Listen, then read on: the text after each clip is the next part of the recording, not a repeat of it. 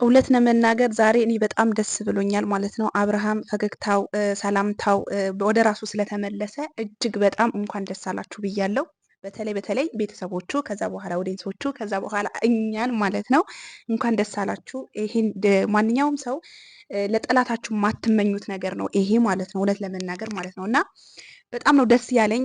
ያው በፈገግታው ስለመጣ ደስ ብሎኛል። ወንድማችን በጣም ብዙ ወንድሞች ያዳነ ወንድም፣ በቃ ተርቦ በጣም ችግር ላይ የሆነ ሰው የሚረዳ ጀግና ወንድማችን ነው በነገራችን ላይ አብርሃም ማለት ነው። እና ግን በጣም ደስ ብሎኛል እውነት ለመናገር ማለት ነው። ግን እዚህ ጋር መናገር የምፈልገው ነገር ይሄ መተት አለበት ወይስ የለበትም? እውነት እስቲ ኮሜንት ላይ ያሳውቁኝ ማለት ነው። ሩታ እውነትም አንቺ ይሄ ነገር አድርገሹ ከሆነ እውነትም በተግባር አድርገሹ ከሆነ አንቺ ባለጌ ልጅ ነሽ። ምክንያቱም አንቺ አላቅም እስከዛሬ ከአንቺ ጎን ነው የቆምነው የነበረው። እውነትም ይሄ ልጅ ማለት ወደ ጤንነቱ ተመልሷል። አሁን ላይ ጤንነቱ ተመልሶ እያየነው ነው ማለት ነው። እንግዲህ ፈጣሪ መልሶታል በዚህም በዛም ብሎ ማለት ነው። ግን ይሄ እውነትም የሰራሽበት ያልሰራሽበት አሁን ነው የሚለየው። ምክንያቱም እስከዛሬ ድረስ እኛ ዝም ብለናል። ምክንያቱም እየሰራ ነው፣ እያገዝንሽ ነው። ለአንቺ ከጎን ሴት ስለሆንሽ እናትም ስለሆንሽ እኔም እህቴ ብትሆኝ ብዬ በጣም ሲበድሉሽ በጣም ብዙ ሰዎች እየተናገሩሽ ከጎንሽ ከዙሪያሽ ያሉ ሰዎች ጥሩ እንዳልሆኑ እንግዲህ በአደባባይ ላይ ወተን ተይ ከነዚህ ሰዎች ይቅርብሽ ብለን እየመለስንሽ ነው እንገኛለን ማለት ነው።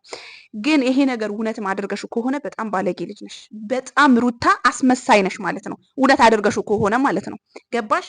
ግን ፍቅር ነው የሚያሸንፈው በነገራችን ላይ ማለት ነው። መተት ሳይሆን 666 ደግመሽ ሳይሆን ይሄ ነገር ደግመሽበት ለአመት መድገም ነው የአንቺ ስራ ማለት ነው። ይሄ ነገር በግ ማረድ ምናምን ይሄ ፈጣሪሽን ክደሽ እኮ ሌላ አምላክ ጀምረሻል ማለት ነው። እውነት ለመናገር ማለት ነው። ይሄ ነገር እውነት ከሆነ እኔ እንጃ አላቅም። እውነት እንደው አላቅም። አይንሽን ማየት ሁላ አልፈልግም። ይሄ ነገር እውነት ከሆነ ማለት ነው።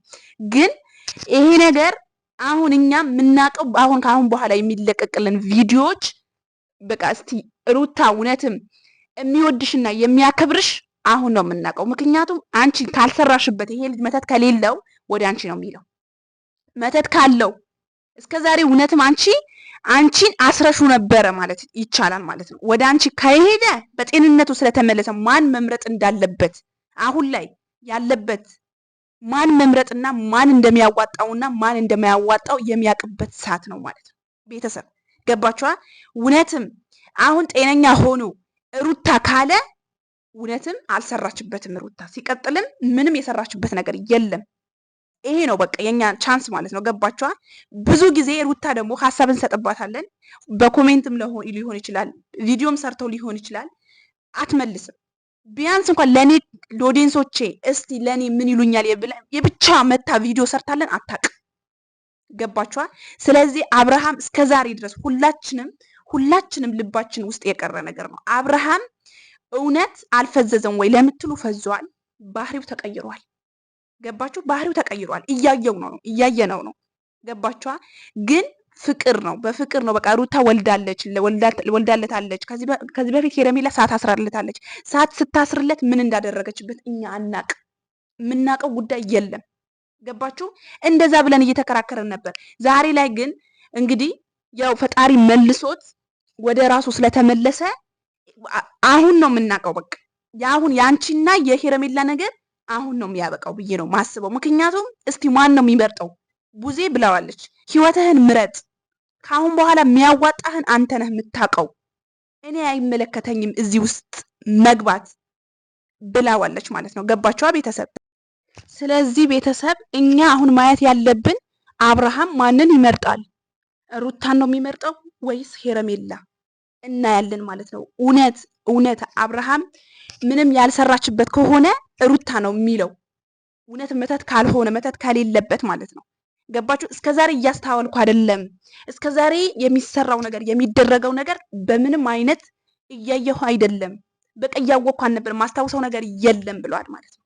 ስለዚህ እኛም ደግሞ የምንከተላቸው ኦዲየንሶቹ አብርሃም የምንደግፈው አለን ማለት ነው። ስለዚህ ሩታም ሄረሜላም እስከዛሬ እውነትም እስቲ አሰርሹ ወይስ አላሰርሹ ወይስ ያስነካሹ ነገር አለ ወይስ የለም የሚለው ከአሁን በኋላ የሚለቀቅልን ቪዲዮ ነው የምናየው ማለት ነው። ቤተሰብ ግን ይሄ ነገር እውነትም አድርገሹ ከሆነ አንቺ እኔ አላቅም ሴት ነሽ ብዬ አላስብም። አንቺ ትውልድን የምታበላሽ የምታበላሽ ጀግና ነሽ ማለት ነው። በቃ እውነትም አብርሃም ሄረሜላ ነው አንቺን አታዋጭኝም ካለሽ እውነትም ሰርተሽበታል ብዬ ነው የማስበው።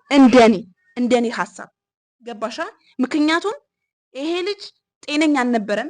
መተት ከሆነ እንደኔ ቤተሰብ ግን መተት ከሆነ ማለት ነው ቆይ እንደዚህ መቆየት ነበረበት። እንደዚህ ማለትም ወዲያውም አንደኛ ሐኪም ቤት መውሰድ አልነበረባትም ቡዜን ማለት ነው።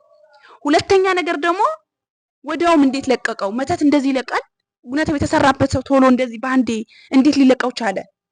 እኔ ያልገባኝ ነገር ማለት ነው። ቤተሰብ እንደው ኮሜንት ላይ አስቀምጡልኝ ማለት ነው። እኔ እንደው አላመንኩም ነበር እስከዛሬ ቪዲዮ ስሰራ በቃ ውሸት ነው እውነት ነው እያልኩ ነው እየተጠራጠርኩ ነው የምሰራው ማለት ነው። ግን ዛሬ ግን ወደ ጤንነት በመጀመሪያ ማለት ነው ሁሉም ነገር ቀርቶ ወደ ጤንነት ስለተመለስ እጅግ በጣም ደስ ብሎናል። እውነት ለመናገር ማለት ማስመሰል አይሆንብኝና